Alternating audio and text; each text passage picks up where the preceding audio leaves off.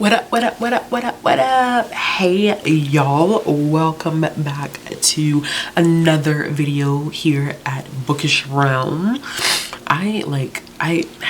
Listen, story time. You can skip this part if you would like, but I made some creamy Cajun chicken linguine and my nose got a whiff of the Cajun pepper, and now I am I can't stop sneezing. It's horrible. It's horrible. So I'm hoping that I don't sneeze too much because editing me is going to be furious. I'll be pissed. All right, y'all, so let's get into it. You see the title of this video. I know quite a few people made videos at the end of last year saying, you know, things that we don't want to see in 2024, and I'm doing mine a little bit later. So here are some things that I don't want to see this year. I don't want to see this at all this year. Is it a possibility that I'm going to see this stuff this year? Absolutely, because inevitably there's always new people joining the community, new people who don't realize that these things have happened, or people who just can't help themselves. And they gotta do it. They just can't, literally cannot help themselves. But I need y'all to help yourselves. I really do. I need you to grab a hold and not do these things in 2024, because Lord, we all need to have a good year. And so I got 5.5, my voice got deep, 5.5-ish things. The last one is going to be a little unexpected, but the others probably won't be. So let's go ahead and jump right in. Okay, first on our list, I really don't want any author or creator or anybody faking your death this year. We started 2023 off with someone literally faking their death. Can we not? Can we just not do that? How about in 2024 we just think about better marketing tools and skills? That's the best thing. Get you a team of people, network, get to know people who market themselves good, and do that for yourself. Faking your death ain't it. Faking your death so you end up on national news is not the positive press that you think it is. Let's not do that. Let's leave that at home. We listen, I want everybody to have a healthy and bountiful year, and faking your death ain't the way to make it to the top of the food chain. We all struggling. We all want to be bigger than what we are. It is a natural fact of life. You always want to do greater than where you currently are. But where you are is where you are. And if you want to improve, there are the tools and the resources out there to help you. But faking your death as a PR stunt to make national news is quite a bit ridiculous. It's taking it too far. Number 2, listen, we all have health things. All of us, whether we disclose them or not, we all have things with our bodies. We have these one precious body to take care of, and sometimes it's not always in working order. Whether you're like me, you have allergies, or whether me, I'm on the cusp, I got to be careful with high blood pressure, you know what I'm saying? We all have things that we could improve on, that we need doctor's assistance with. That's why we take medication to help us out sometimes. Yeah, but here's the thing, okay?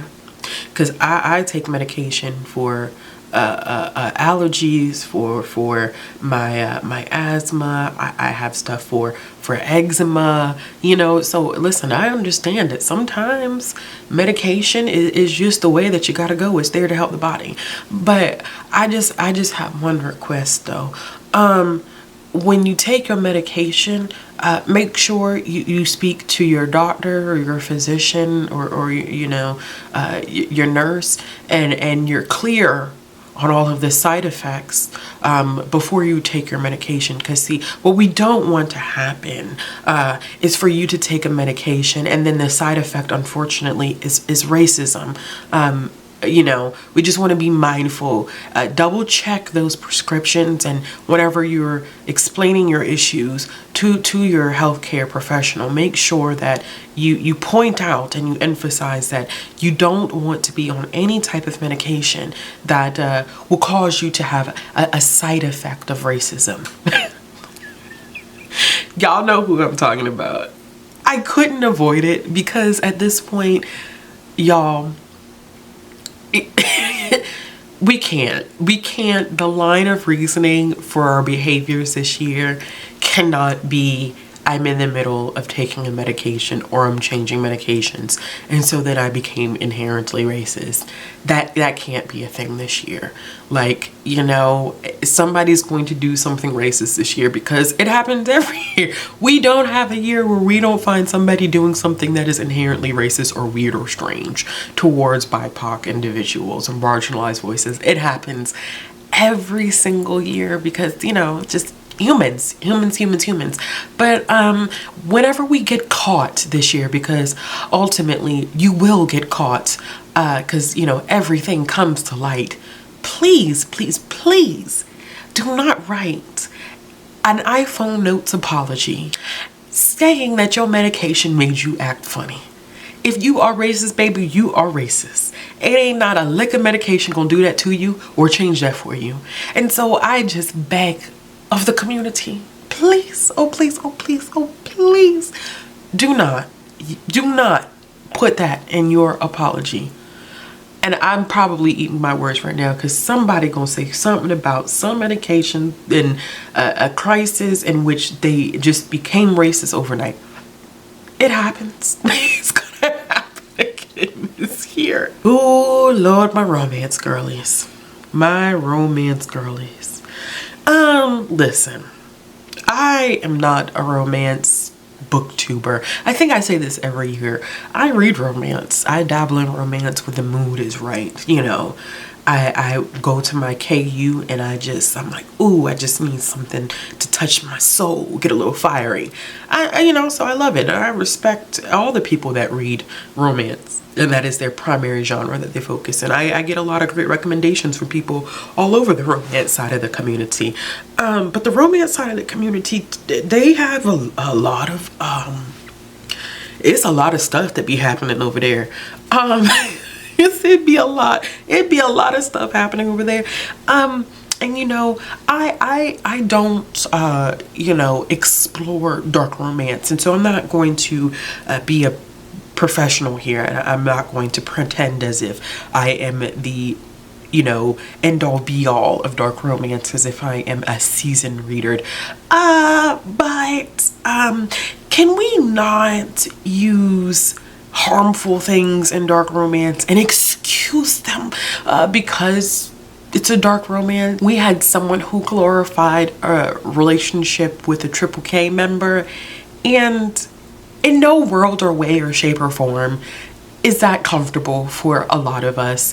And I don't care if this character has gone through all types of reform and changes. There's just certain things that just shouldn't be romanticized, and someone being a part of the Triple K is not, it, you know, it just does not sit well with my spirit. And then saying that, oh, well, it's a dark romance, so it's okay. Someone on TikTok, and I wish I would have saved her video, so if you know who said this, please give her all credit, because I don't like, you know, saying things that people have said and not giving them their due service and their due credit.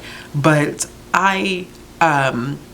yeah, I saw a TikTok or a book talker who said, you have to be mindful of saying stuff like that because your escape is someone's reality. I live in an area where maybe about 30 minutes away, they still hold Triple K rallies. So while that may be romantic for some of you who don't have to deal with the, you know, you don't have to deal with it in your face. You don't have to come into contact with it, and it's escape for you. For some of us, it is a deep horror, okay? And in that same area, we consider it to be a sundown town. It is 2024, and we still know not to be in that town at certain times of night. okay? So while some of you feel like, oh, it's dark romance, it's romantic, and he reforms, for the rest of us, it is our reality, okay? It is, and it's not something to be romanticized and played with. So how about we just don't do that this year? But inevitably, someone's gonna do it. Someone's gonna do it. Someone is going to do it. This one is one that I say all the time because it happens every year. But I am hoping that maybe 2024 is a year that we don't have to think about this.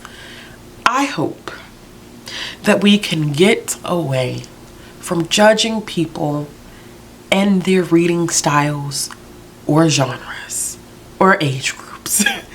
Read what you want and whatever format you feel like is good for you. I am so tired of the consistent discourse around audiobooks and how many books people read a year. Dang it, Cat Williams just said that he reads 3,000 books a year. Do we know how? You know what? It feels like a stretch to me, but at the end of the day, that's not my business. Cat Williams says he reads 3,000 books a year. Who am I to judge Cat Williams? And how many books he said he's read. It's not my business at the end of the day. It's really genuinely not my business. And I wish everyone would mind the business that pays them. And quite often it is not other people's business that pays you. So with that being said, how about in 2024, you read what you want and what format and what age category, and we stop judging and telling people that what they're reading is not real. Like, stop it, y'all. I cannot continue to see this as a youth services librarian. I can't see grown people get on these apps and read so much and have not a lick of logic to say that, oh, those are not real books, they don't count. I'm like, there are people who, can only listen to audiobooks. There are only people who can read picture books. And so we're going to tell them that their reading isn't real or doesn't count. It's a very strange hill to die on. And so can we please just not carry that burden? Let's not carry that burden. And in a similar vein, this one I think is for me, because I can't tell people not to do this. But I think this one is mainly for me, that something that I'm going to make this very clear, because somebody's going to take this and run with it. We're going to engage with, listening skills here, active listening skills. This is for me, Ashley, personal. This is not for y'all. This is not for the community. I'm adding this in for me, singular person. I am going to stop trying to encourage people to read diversely on this app, in this community, not in what I do outside of my job, or outside of this in my actual job. I'm not gonna do it here anymore, because I think that people are going to read what they want to read, and at some point it just feels like it is falling on ears that do not want to hear it anymore, and people who want to do it are going to engage with creators that read diversely. They're going to seek out diverse books, and they will find their way to the materials. I can't continue to carry this burden where I feel like I want people to understand the importance of reading diversely. I don't want to continue to have arguments with people who say like, oh, I don't pay attention to the author, I just look at books that sound interesting. Well, if you have a certain way of reading, you're constantly going to gravitate to the same authors and same books. But what do I know? I mean, I know absolutely nothing. And so at this point, it just kind of feels like it feels pointless. It feels like, why continue? And I know people are still gonna ask people to do it, and I commend you for it. That's why I said this isn't me thing. I think that this is my 10-year anniversary being in this community. I can't do it anymore. I literally can't. I cannot do it anymore. I can't convince Book Talk that there are other people in the world besides Colleen Hoover and Sarah J. Maas. I can't do it. And Emily Henry, who, these are not people that I particularly have a problem with, don't get me wrong. Like, I have no interest in picking up Colin Hoover, but I've read Sarah J Maas. I have an Emily Henry book that I want to pick up this year. It's not saying that there's anything wrong with those books, but I can't beg people anymore to broaden their horizons at all. I can't do it. And I commend those who still are out there doing, you know, putting in the work and, you know, out there giving the great recommendations. I give my recommendations, and my recommendations are usually 50-50 at all times, if you've never noticed. I typically read 50-50 every single year, if not more than that. So I just, you know, if you follow me, you know me, you're gonna get the diverse recs, and people know where to find me at this point. So there's that. And the last thing that I have, to end this on a positive note, I really genuinely want everyone to leave the pressure that so many of us felt in 2023 to be the best creator, to have to read this stuff because this is the stuff that's going to get me attention, to, you know, I have to make this certain amount of videos, I have to do this, I have to do that. I want us to leave that pressure in 2023. I want us to be able to do what we want, how we want in 2024, and most of all, do what makes us happy. Whether you are a viewer or a creator, that is my wish, my biggest wish, honestly. All of this stuff before, kicks and giggles, but I said kicks and giggles, I really meant shits and giggles. But honestly, the biggest thing that I would like for everyone to leave in 2023, and what I hope I do not see this year, is people getting burnt out and hurt and start to struggle mentally because of the pressures of creating content or having to read certain books or keeping up with the Joneses. Be who you are. Read what makes you happy. Create what makes you happy. And yes, I appreciate viewership. I'm sure we all do. Y'all are watching this video right now. I do appreciate you. You're not just a number, you're human, and I may not know you personally, but I do appreciate you. But you have to take care of yourself before you can pour into other people. And that was a hard lesson that I learned last year, and it's not a lesson that I want to continue to learn this year. And I hope and pray and wish for the same for everyone else. Pour into yourself this year, because we can't give anyone anything. Whether you're a viewer or a creator, again, we can't give anyone anything unless we take care of ourselves first. Sometimes it's appropriate to be a little selfish and to make sure you are at 100%. So that is it, y'all. Those are some things that I don't want to see in 2024. I don't want to see it in 2024. I don't want to see it in 2024. Gotta leave that foolery in 2023. I'm sure we are gonna have things that are gonna pop up on our bingo boards this year that we're not really expecting, and that's perfectly fine. It's a-okay. It's all right.